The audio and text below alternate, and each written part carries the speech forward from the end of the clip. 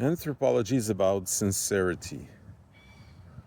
What I mean by that is that we're not seeking a legal definition of a people.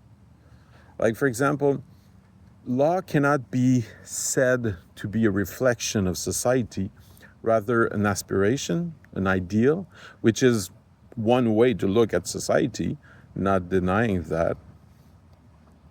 But if law wants honesty and to look at the exact facts, what anthropology is more looking at is the qualitative aspect of that, rather than the quantitative binary notion of right and wrong. It's not about morals either. It's not about going native, thinking that some people are superior to us, the observer.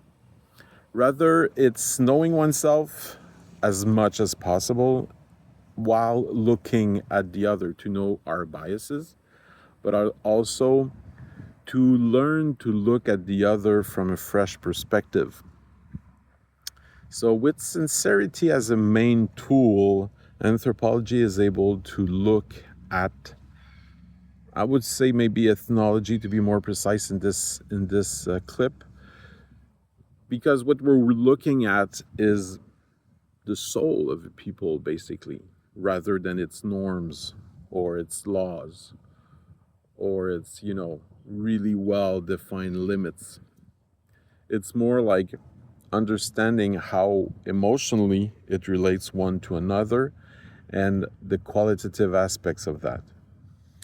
I use the notion of sincerity here because I think it's one easy way to grasp the difference maybe between sociology and history. Of course, anthropology can also be used to say that, to talk about human sciences as a whole.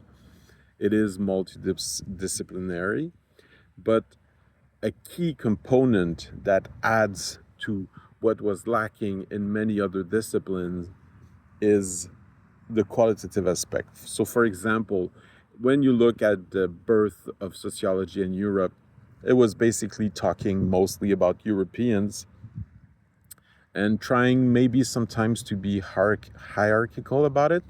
I don't think sociology does that anymore. But just to understand the history of the notions that developed. So we had this notion of Eurocentrist, if you want. Europeans are superior, and even amongst themselves, you can kind of quantify the evolution at play. What usually anthropologists did, because anthropology has been around for forever, uh, and we've always had naturally this way of looking at the world.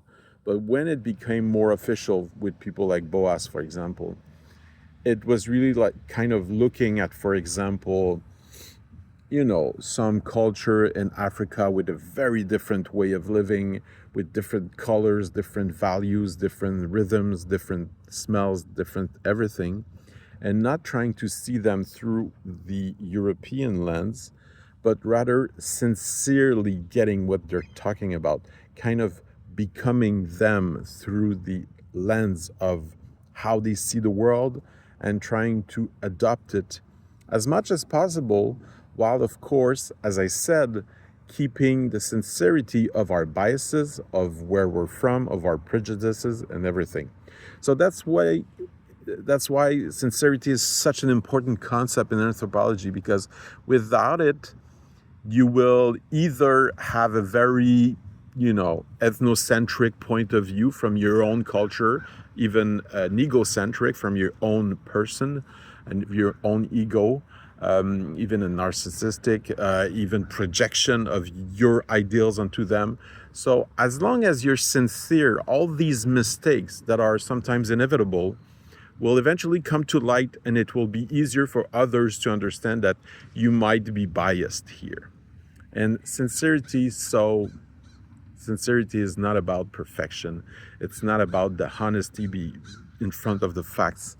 Sincerity is about knowing your limits, trying to understand the other as much as possible, but understanding that it is impossible to be a pure empath because you will always be looking at the world through your own lenses. And that's why anthropology is about sincerity, because it is about looking without claiming the perfect objective honesty, without claiming to have the truth, the facts in front of oneself, and admitting that anthropology is about sincerity.